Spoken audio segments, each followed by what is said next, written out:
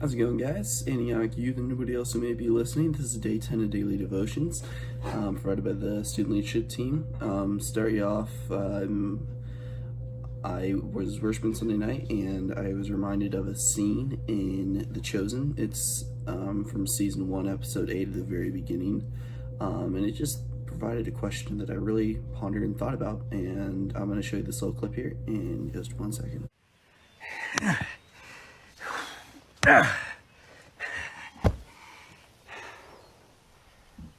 This is the spot, my sons.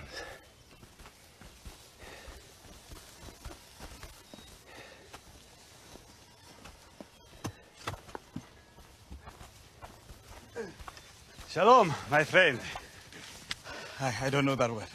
It's something my family says. It's a greeting of peace. You won't find much of that here, I'm afraid. I'm Jacob. I'm Yassib. Yassib, I would offer you something to drink, but as you can see, we have just begun work on our well.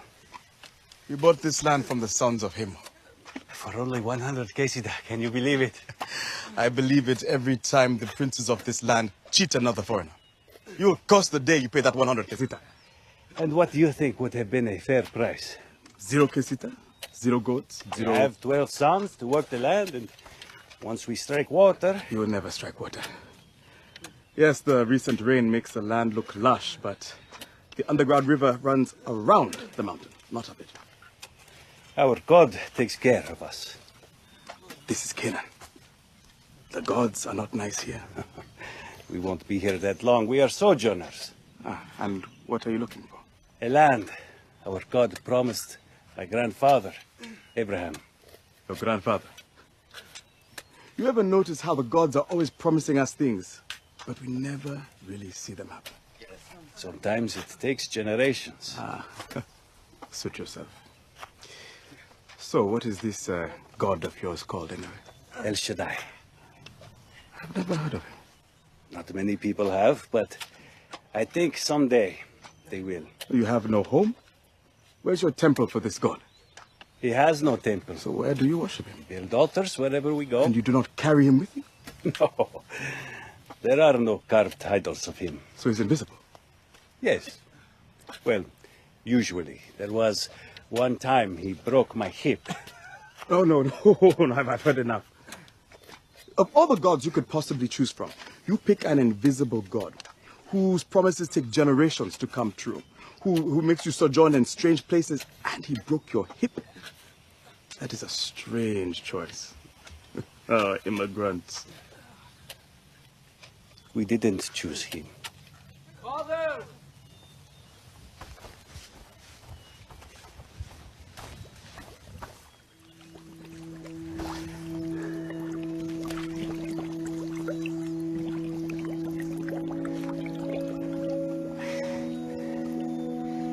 He chose us.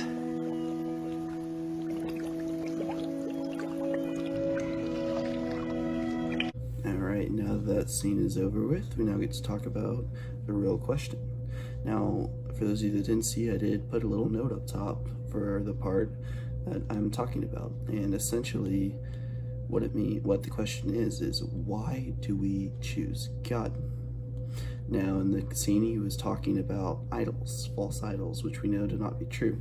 Like this guy right here. His name is Fredo. And essentially, he is the god of healthy foods. Now, one of the things that he likes to do, Mr. Fredo, is make all healthy foods taste like the most favorite food, your most favorite food in the world. And you know what? He breaks his promises a lot, like in that video.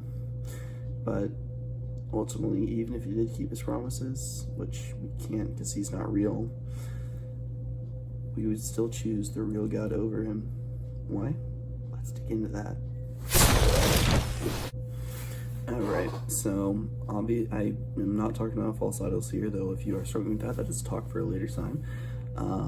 We are talking about idols that are in this life that aren't necessarily bad things. They could be good things used for good.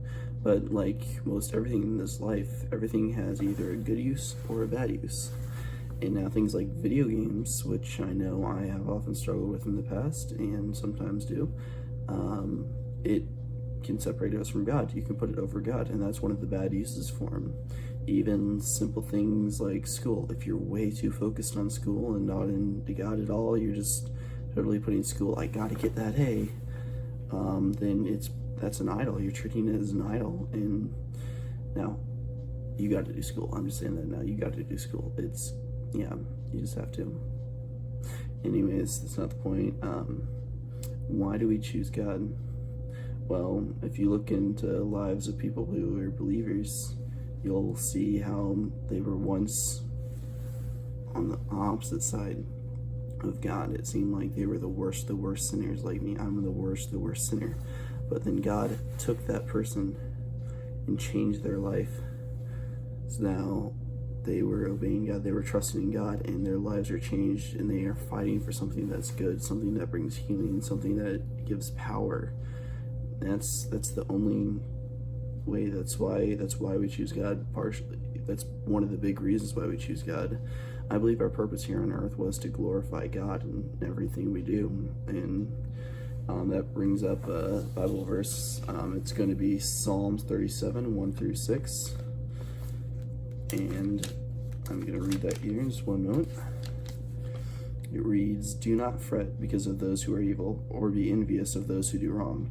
For like the grass they will soon wither, like green plants they will soon die away.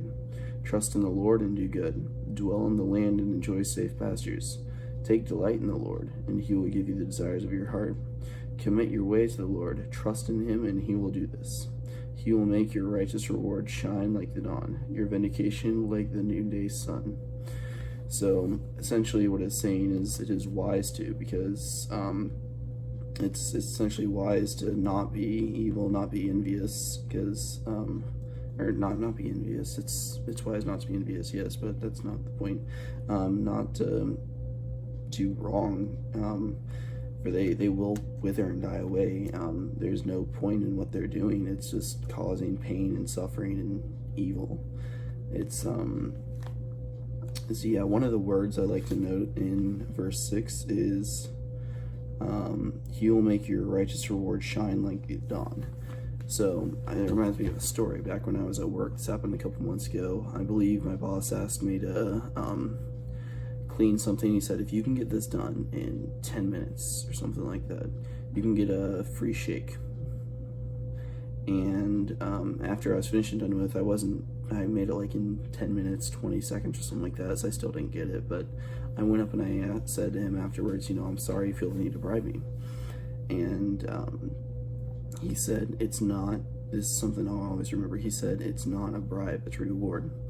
And we got to think of heaven like that. We can't have the end goal as, okay, I got to get to heaven, I don't want to go burn in hell or whatever. But it's not like that at all. It's a reward. And it's a reward for glorifying and honoring God, because God loves us, he cares about us, he wants us to have peace, and not just in heaven but on earth as well. We choose God on earth because ultimately he can change our lives, he can give us joy, he can give us something that nothing else in this world can, and he is worthy of glory and praise for it. And he is worthy of glory and praise anyways, just because of who he is, God.